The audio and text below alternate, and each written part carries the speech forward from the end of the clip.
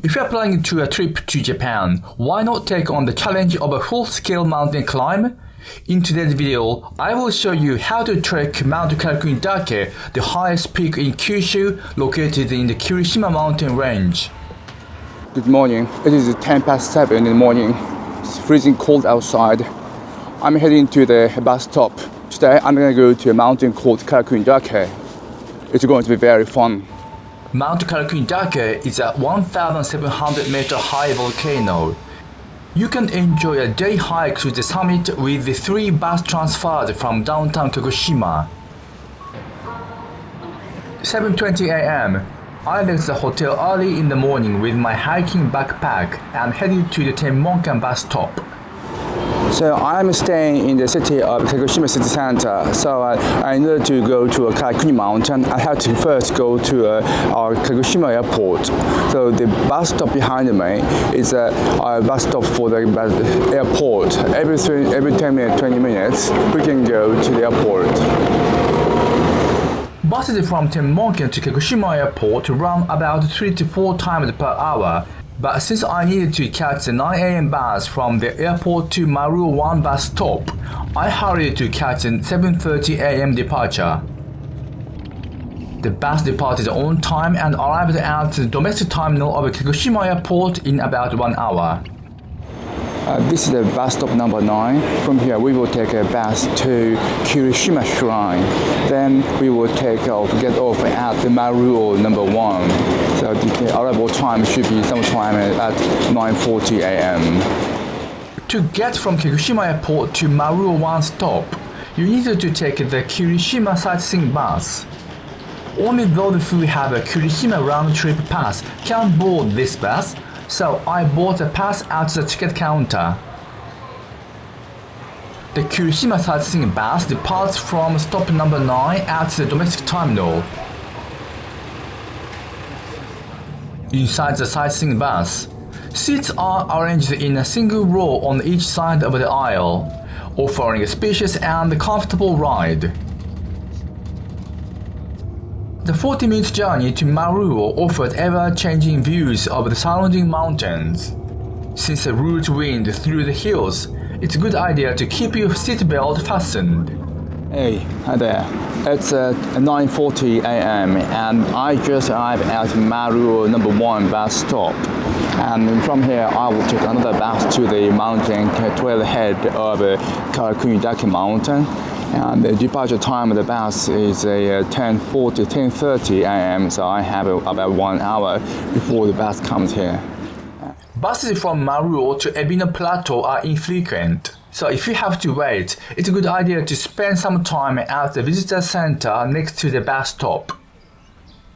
The visitor center has restrooms, a souvenir shop, and even light meal available early in the morning.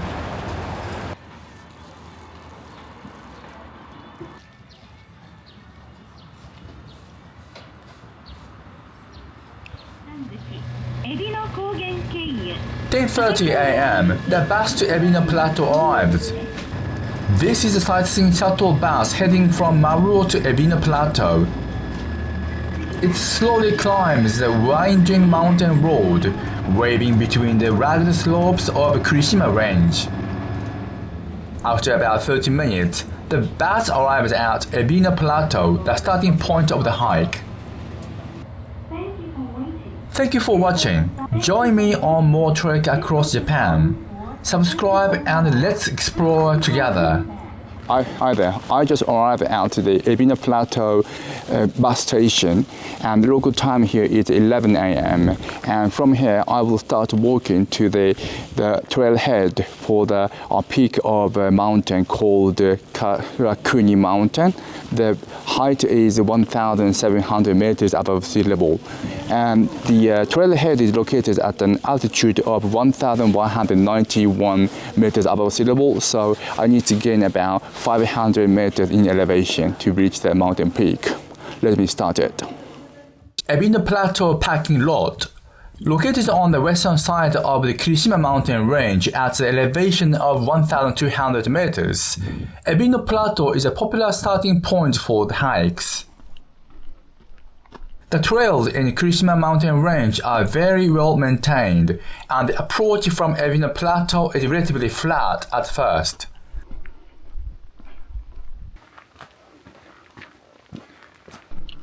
The path is roped off, making it easy to follow even for beginners. Some sections of the trail were muddy due to snow that had fallen a few days earlier.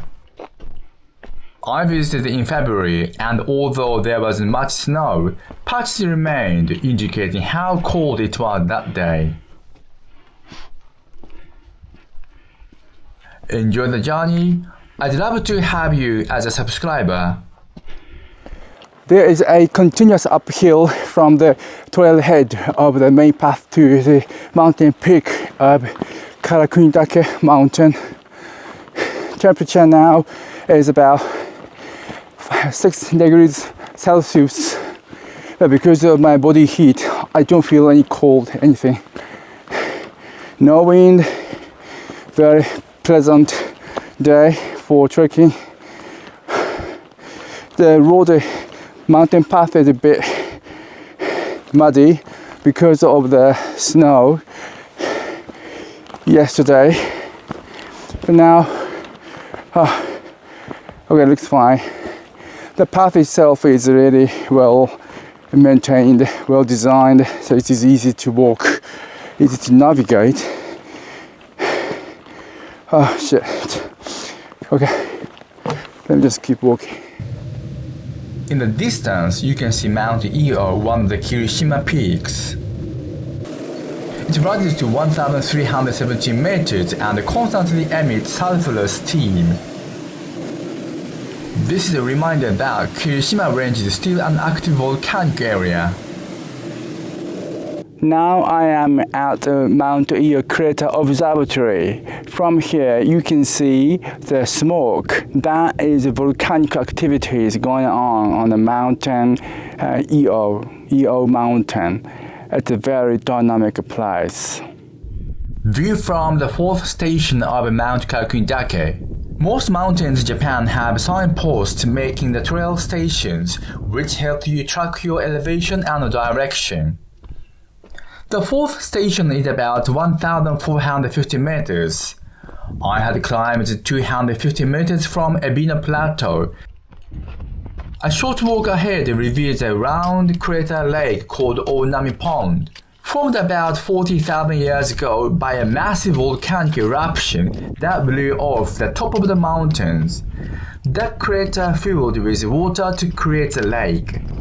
The caldera itself sits at an elevation of 1,240 meters, which shows how dynamic the terrain of the Kyushu range is. Further ahead, the forest gives way completely to low shrubs, and the trail becomes increasingly covered with gravel and sand. To maintain balance, I found it helpful to use trekking poles. With Onami Pond to my right, I hiked about 10 meters or so and reached the 9th station marker. With Onami Pond to my right, I hiked about 10 minutes or so and reached the 9th station marker at 1,670 meters, 470 meters above the starting point. Only 30 meters more to the summit, almost there. Thanks for watching. Like what you saw, there's a lot more coming, so subscribe and come along for the journey.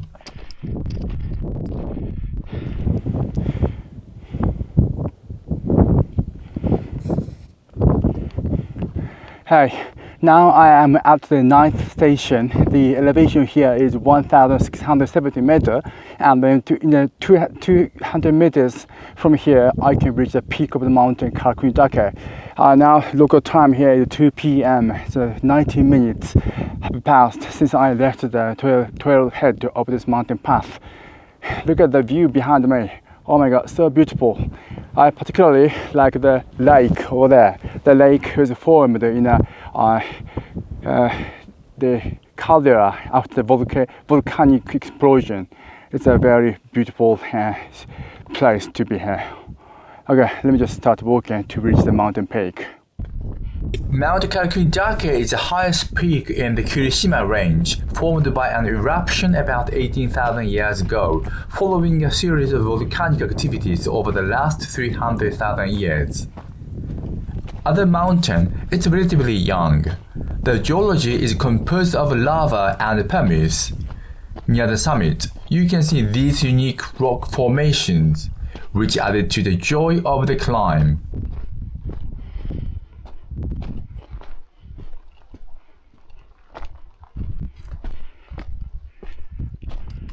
Approaching the summit, you are rewarded with a spectacular panoramic view of the Kagoshima Mountains and crater formations created by ancient eruptions.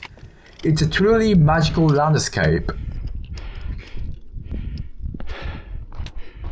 Reaching the 1,000-meter summit of Mount Karakunidake, exhausted but with an overwhelming sense of accomplishment, the hike was a powerful and unforgettable experience.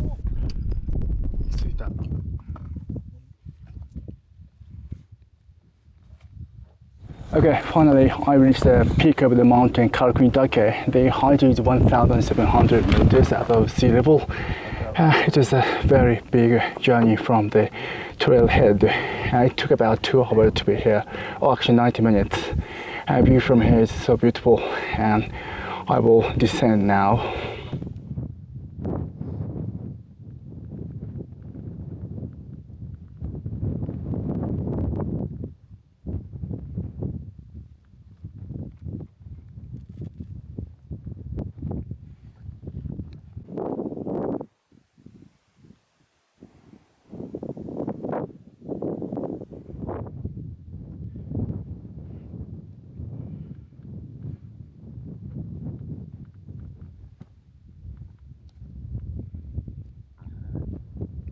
Mike Kobayashi, complete trekking guide to Mount Karakunidake.